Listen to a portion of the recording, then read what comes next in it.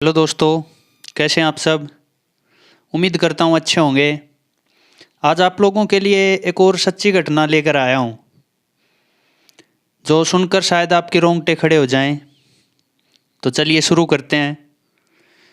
बात है 14 फरवरी 2019 की, जब आप लोगों को पता है कि हमने हमारे 40 सीआरपीएफ के जवानों को खो दिया था।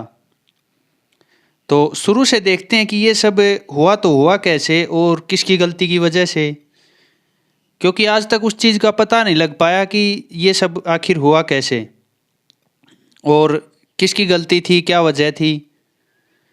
तो चलिए शुरू करते हैं। पुलवामा के एक गांव में आदिल अहमद नाम का एक 19 साल का लड़का रहा करता। मार्च 2018 में इंडियन आर्मी के खिलाफ एक प्रोटेस्ट की थी जिसमें वो हिस्सा लेता है, और उस दौरान इंडियन आर्मी के द्वारा कुछ डमी फायरिंग की जाती है और वो डमी फायरिंग के दौरान उसके पैर में गोली लग जाती है और वो घायल हो जाता है। फिर उसके बाद उस लड़के के मन में इंडियन आर्मी के खिलाफ नफ़रत और ज़्यादा बढ़ जाती है और वो बदला लेने के लिए जैश ए मोहम्मद नामक एक टेररिस्ट ग्रुप को ज्वाइन कर लेता है, जहाँ उसकी 1 साल तक ट्रेनिंग चलती है और जहाँ उसके जैसे कई जवान बच्चे और स्कूल के बच्चों का ब्रेन वॉश किया जाता था और ये सिखाया जाता है कि अगर वो अपने मजहब की राह पर चलेंगे और उसके लिए अपने जान देंगे तो उन्हें जन्नत नसीब होगी और जन्नत में कभी ना ख़त्म होने वाला आनंद मिलेगा और गहरी काली आँखों वाली लड़कियां मिलेंगी। पर आप लोगों को पता है कि ये सब सिर्फ कहने की बातें हैं, ब्रेन वॉश में यूज़ होने वाली बातें हैं ये सब। इंटेलिजेंस एजेंसीज के हिसाब से ये अटैक 9 फरवरी 2019 को होना था, क्योंकि 6 साल पहले 9 फरवरी को ही अफजल गुरु, जो कि एक जाना माना कश्मीरी आतंकवादी था, उसको भारत सरकार ने फांसी पर लटकाया था। हालांकि लोगों को पता था और जैसे मोहम्मद को भी पता था कि उस दिन सिक्योरिटी बहुत टाइट होगी और टाइट होने के कारण ये हमला भी ना हो पाया था। 14 फरवरी को 78 बसों का एक कॉन्वॉय जम्मू से श्रीनगर जाने वाला था, जिसमें करीब 2547 जवान थे, जो कि सुबह करीब 3:30 बजे रवाना हो जाती है। और रवाना होते ही आदिल भी अपने काम में लग जाता है और एक इको वैन में 200 किलो RDX और अमोनियम नाइट्रेट जैसा जानलेवा सामान लोड करना शुरू कर देता है। यह एक्सप्लोजिव पिछले 6 महीनों में थोड़ा थोड़ा करके लाया गया था। हालांकि ये अब तक पता नहीं चला कि वो RDX आया कैसे, कहाँ, कब आया।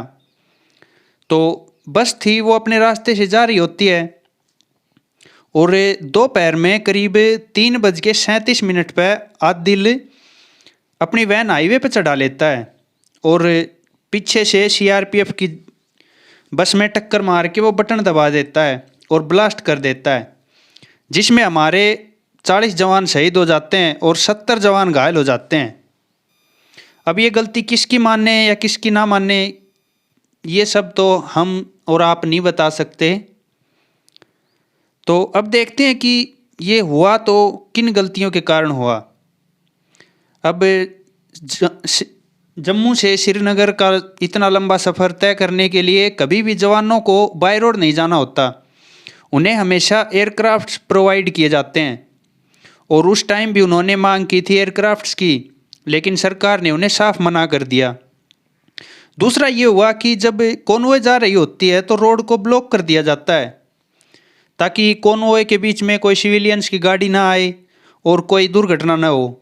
पर यह रूल भी 2003 से पहले तक था, पर फिर कुछ लोगों ने बोला कि इससे सिविलियंस को दिक्कत होती है, तो फिर बाद में ये रूल भी हटा दिया गया और अलाउ कर दी कि जो CRPF या कोई भी इंडियन आर्मी का कॉन्वॉय जाता है उसके बीच से सिविलियंस अपनी गाड़ियां ले जा सकते हैं।